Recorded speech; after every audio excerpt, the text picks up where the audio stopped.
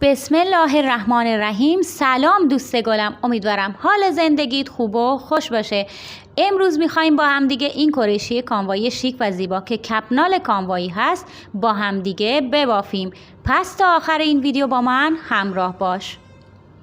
برای قسمت پایین کار همه این قسمت های مثلثی بافته میشه. من برای شروع قسمت یک گل رو بافتم که بدونید و میخوام گل دوم رو ببافم که فاصله 2 تا گل هم دستتون بیاد. برای فاصله انداختن 3 زنجیر میزنیم، 1 پای فاصله میدم، داخل پایه دوم با پای کوتاه وصل میکنم. حالا دوباره چند تا زنجیر که باز هم زنجیرها بستگی به دست خودتون داره و فاصله ای که میخواهید بدید. چون من پایه هام خیلی نزدیک به هم بود 2 پای فاصله میدم، داخل پایه سوم وصل میکنم زنجیرها رو. اما شما میتونید اگر میخواهید گلتون رو کوچیک‌تر بگیرید 1 پای فاصله بدید که معمولا 1 پای فاصله میدن و داخل پایه دوم وصل میکنن. اما من دوست دارم پایین گلم مثلثیش بزرگتر باشه، بتونم چنبند و آینه رو قشنگ بدوزم. تا 3 بار این کار رو تکرار میکنیم. یعنی اگر 1 پای فاصله دادید 1 پای فاصله بدید، داخل پایه دوم وصل کنید. اگر 2 پای فاصله دادید تا 3 بار این کار رو تکرار بکنید و داخل پایه بعدی زنجیرها رو وصل بکنید. حالا کار رو برمیگردونیم به پشت و داخله به همون تعدادی که فاصله داده بودیم. اگر 1 پای فاصله دادیم 1 پای فاصله میدیم، اگر 2 پای فاصله داده بودیم 2 پای فاصله میدیم. داخل پایه سوم شروع میکنیم زدن پایه بلند که میخوایم بافت باکندی پایینمون رو ببافیم. یک طرف باکندیمون 5 تا پایه بلند میزنیم و نخ رو به اندازه‌ای که فاصله دادیم میکشیم که کارمون جمع نشه. بعد از زدن 5 تا پایه بلند 2 تا زنجیر میزنیم. دوباره در طرف دیگه 5 تا پایه بلند دیگه داخل همون پایه بلندی که پایه بلندای قبلی رو زدیم میزنیم. به این صورت وسط کارمون 2 تا زنجیر میزنیم که باکندیمون حالت مثلثی بشه. 5 تا پایه بلند رو میزنیم و اگر 1 پای فاصله دادین داخل پایه دوم وصل کردین باز هم همین کار رو میکنین و من چون 2 تا پایه فاصله دادم 2 تا پایه باز هم فاصله میدم و داخل پایه سوم وصل میکنم. حالا دوباره زنجیر میزنیم و من دوباره 2 تا پایه فاصله میدم و داخل پایه سوم وصل میکنم. به این صورت حالا دوباره کار رو برمیگردونیم به قسمت جلو و از جلوی کار شروع میکنیم. داخل اولین زنجیره‌ای که از بافت اولین پایه بلند درست شده شروع میکنیم زدن پایه بلند. دقت داشته باشید من زنجیر پایینیم کمی کشیده شد، برای همین باز کردم. زنجیر پایین رو نکشید، فقط نختون رو به اندازه‌ای که فاصله ایجاد کردید بکشید که کارتون جمع نشه. داخل هر کدوم از این زنجیرها 2 بار پایه بلند میزنیم. داخل زنجیره‌ای که از بافت پایه بلند بعدی درست شده دوباره پایه بلند میزنیم و 1 پایه بلند دیگه هم دوباره داخل همون زنجیره میزنیم. یعنی ما 5 تا پایه بلند داشتیم و داخل هر کدوم از زنجیرهایی که از بافتش درست شده 2 بار پایه بلند میزنیم. یعنی 10 تا پایه بلند میزنیم برای هر طرف. توی این مرحله که مرحله دوم هست 10 تا پایه بلند برای هر قسمت میزنیم.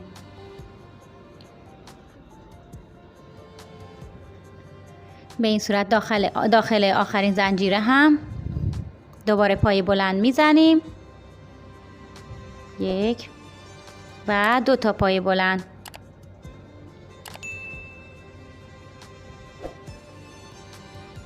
پایه بلندا رو که زدیم این آخرین بود. حالا پایه بلندا رو که زدیم دوباره 2 تا زنجیر میزنیم وسط کارمون حالت مثلثی بگیره. میتونید 1 زنجیر بزنید، این هم باز سلیقه خودتون. دوباره طرف دیگه به اندازه‌ای که فاصله‌ای باید ایجاد بکنیم نخ رو میکشیم، شروع میکنیم زدن پایه بلند و طرف دیگه کارمون تا انتها پایه بلند میزنیم.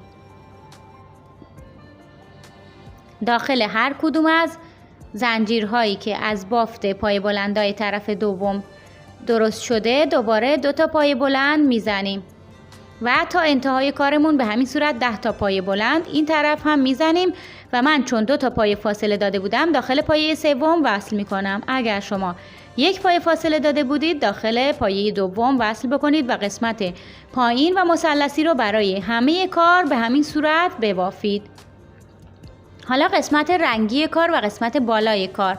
به این صورت هر تعداد رنگی که نختون هست با همدیگه گره میزنید سرشون رو برای ابتدای کار و اون رنگی که میخواید اول کار ببافید رو دور انگشتتون میپیچید و نخها رو از پشت کار به این صورت وصل میکنیم به پایه بلندها و کارمون رو از جلو شروع به بافتن میکنیم. به این صورت نخها رو پشت کار با دستمون نگه میداریم، همزمان با بافت نخها رو هدایت میکنیم و پشت کار میبریم با خودمون. داخل اولین زنجیره یک پایه کوتاه میزنیم. قسمت پایین کارمون وصل کردیم. دوباره داخل دومین زنجیره هم یک پایه کوتاه میزنیم. در واقع میخوایم یک گونگرو یا گره تزئینی ببافیم و 3 تا زنجیر میزنیم. داخل فاصله 2 تا پایه کوتاه به این صورت دوباره با پایه کوتاه وصل میکنیم و داخل همون پایه کوتاهی که پایه کوتاه دوم رو زده بودیم داخل همون زنجیره دوباره یک پایه کوتاه دیگه میزنیم.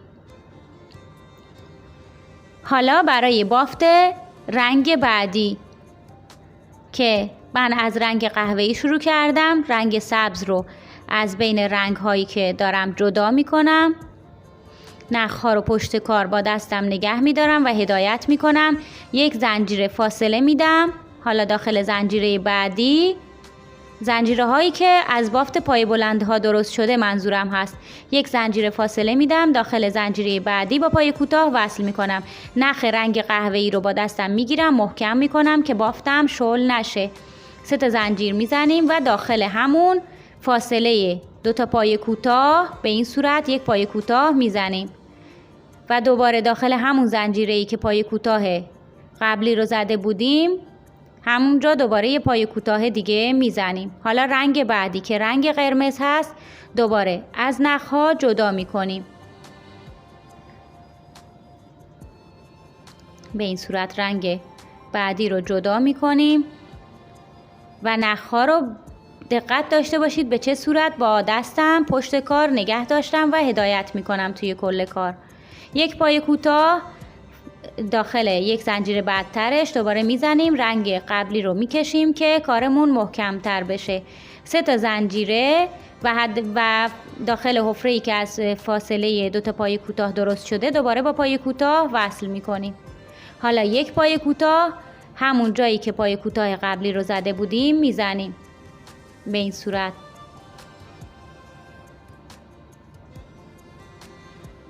دوباره رنگ بعدی که رنگ آبی هست، چون تیره هست زیاد مشخص نمیشه، رنگ بعدی رنگ آبی هست.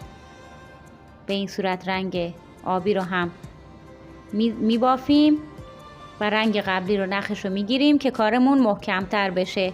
3 تا زنجیر رو که زدیم با پایه کوتاه داخل همون حفره‌ای که از فاصله 2 تا پایه کوتاه قبلی 2 تا پایه کوتاهی که زده بودیم درست شده داخل همون دوباره پایه کوتاه میزنیم و یک پایه کوتاه اون پایین کارمون که روی باکندی زده بودیم داخل همون دوباره یک پایه کوتاه دیگه میزنیم. برای کل کارمون به همین صورت رنگ ها رو میبافیم و هر بار یک گره تزئینی که زدیم رنگ نخ بعدی رو دوباره رنگش رو جدا میکنیم و گره تزئینی بعدی رو میزنیم. برای قسمت وسط کار هم چنبند و آینه زده میشه که چون خیلی تکرار شده من دیگه توی این آموزش اون رو برای اینکه طولانی نشه اون رو دوباره نیاوردم. ببینید در ادامه همه این رنگ ها بافته میشه. اون چنبند و آینه رو ندوختم، اگر درخواستش زیاد بود اگر دوست داشتید اون رو هم میتونم توی یه قسمت جداگونه براتون آموزش بدم، ولی خودم به نظرم اومد که اونو دیگه اکثریت بلد هستن. حالا وسط کار که رسیدیم داخل اون 2 تا زنجیره رنگ مشکی رو میزنیم که هم اون وسط کارمون قسمت مثلثیش رو حفظ بکنه همین که چون ما تعداد رنگ بندیمون 6 تا هست، به این صورت اگر کار بکنیم رنگمون قشنگتر در میاد، رنگ بندیمون قشنگتر در میاد.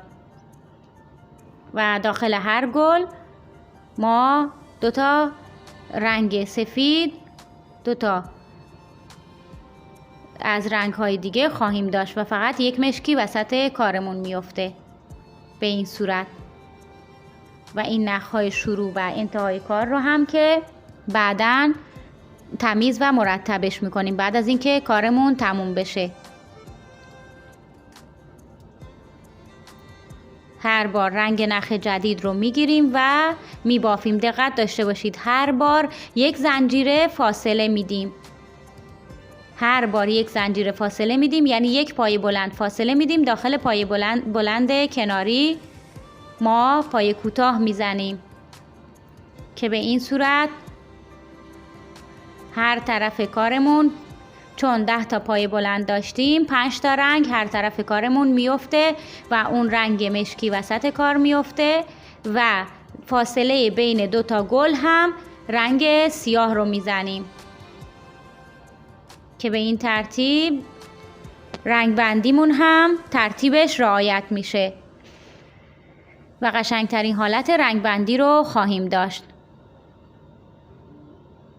بعد از رنگ قهوه‌ای دوباره رنگ سبز، طرف دیگه دقیقاً مثل طرف اول دوباره رنگ ها تکرار میشه و دقت دارین که من تمام کار نخ رو آوردم. خب این هم انتهای کارمون هست. به این صورت هر گل رو میبافیم.